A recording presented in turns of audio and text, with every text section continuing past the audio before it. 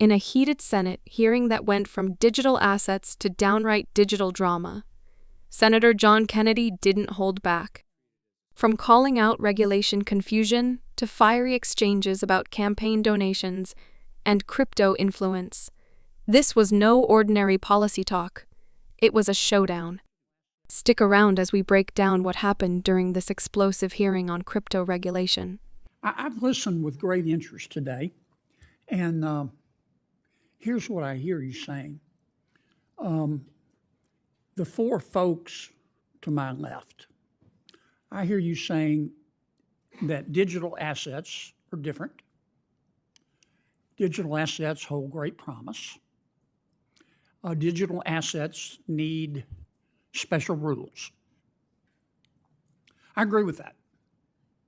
The obvious question is, what should those rules be, and to what extent should we allow you to draft them? I've also heard some of you say that digital assets represent the next generation of the internet.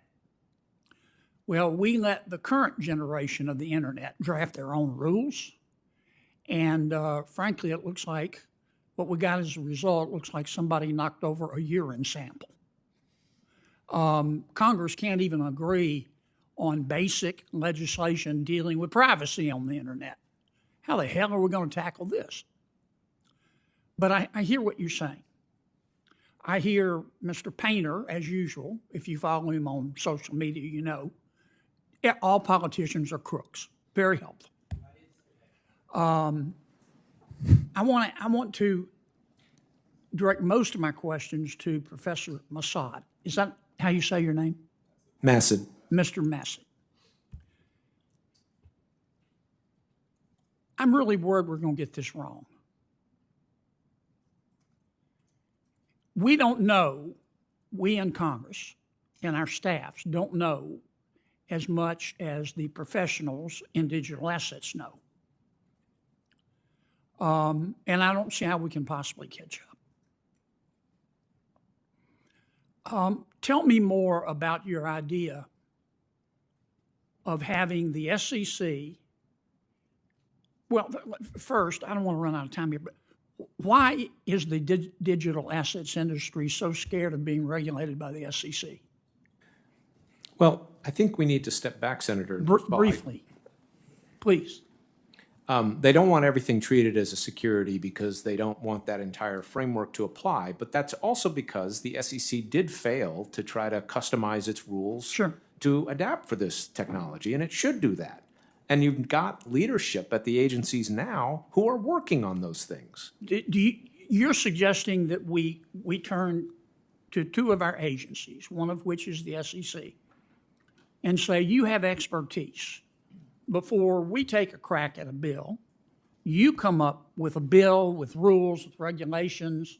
Tell us how to do this. Because I hear you saying in some cases digital assets are commodities. In some cases, they're securities. Congress needs to fill the gap, which is if it's not a security, who's going to create a regulatory framework for it? So you do need to fill that. But these questions about exactly which is when is it a security, when is it not a security, how do we customize the rules, what should we do about DeFi, a lot of that should really be left to the agencies. You could establish some principles, but I wouldn't write detailed rules. Have you looked, Professor, at Congressman Hill's legislation? I have in detail. What do you think? I think it's got a lot of problems. I think it's 236 pages of regulatory arbitrage opportunities for creative lawyers, and I used to be one that did that kind of stuff. Made a lot of money, did you? I did, but... Yeah. Mr. Painter, do you think Senator Gillibrand is a crook? No, and I do not think all politicians are crooks. And why did you call her a crook? I did not call her a crook. Now, Senator, you need to focus on this bill. You're doing this again. You did it the last hearing. You need to read the bill. Role in stablecoin regulation, $217,000 in crypto donations. You tweeted that. Yes, I do. And then you said the crypto industry is buying Congress and the White House. This won't end well.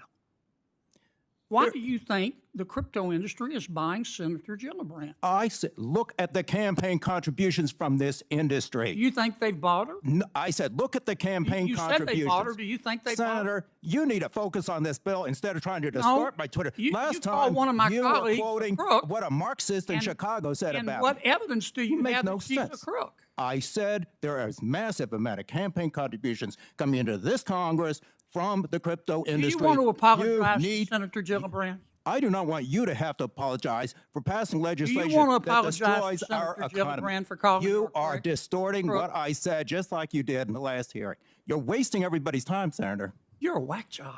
Senator, you are wasting. Well, I think we are next level whack job. I think we are. Is this middle school, Senator? Senators and witness, thank you both. I think you should apologize, Senator. I think, Senator, you're wasting our time. This is not middle school. Thank you for your participation. Do you think lawmakers should let tech leaders write the rules, or should Congress take charge? Drop your take in the comments, and don't forget to subscribe for more bold breakdowns. This is where things got real. Professor Massad, a former regulator himself, explained that the crypto industry isn't afraid of rules. They're afraid of outdated rules. The SEC has been criticized for treating all digital assets as securities, when the truth is, some are more like commodities. The professor pushed back, suggesting agencies need to modernize regulations, not copy-paste Wall Street frameworks onto Web3. If you think the SEC is out of touch with crypto, hit that subscribe button now, because this debate is just heating up. Enter the legislation at the center of the storm, a 236-page proposal that, according to Professor Massad, offers a playground for regulatory arbitrage. Translation: lawyers will find loopholes, and fast. Kennedy, known for his sharp tongue, didn't hold back from probing whether Congress was equipped to legislate something this complex, or if they were just blindly writing blank checks to lobbyists. What's your take? Should Congress pause and let experts lead the charge, or push forward regardless? Comment below and smash that subscribe so you stay looped into what bills are brewing. Then came the fireworks. Kennedy accused Richard Painter of implying that politicians, specifically Senator Gillibrand, were being bought by the crypto industry. Painter pushed back, claiming his words were being twisted, and things quickly spiraled into name-calling and chaos. Whack job middle school. It was less Senate hearing and more primetime drama. If you think accountability matters and politicians should stop the theatrics, hit that subscribe button and stay informed. This wasn't just a shouting match. It was a warning. Kennedy admitted openly that Congress doesn't understand crypto as well as it should. And that means real danger in passing half-baked laws. With crypto shaping the next generation of the internet, what Congress decides next could impact your privacy, your wallet, and your future online. Want to stay ahead of the curve? Hit subscribe and turn on notifications. This story is far from over. From bold statements to bitter clashes, the crypto conversation on Capitol Hill is getting louder and messier. But what matters most is the outcome. Who gets to write the rules and who benefits? Thanks for watching. If you found this helpful, give it a thumbs up, share it with someone following crypto politics, and of course, subscribe so you don't miss what happens next. See you in the next video.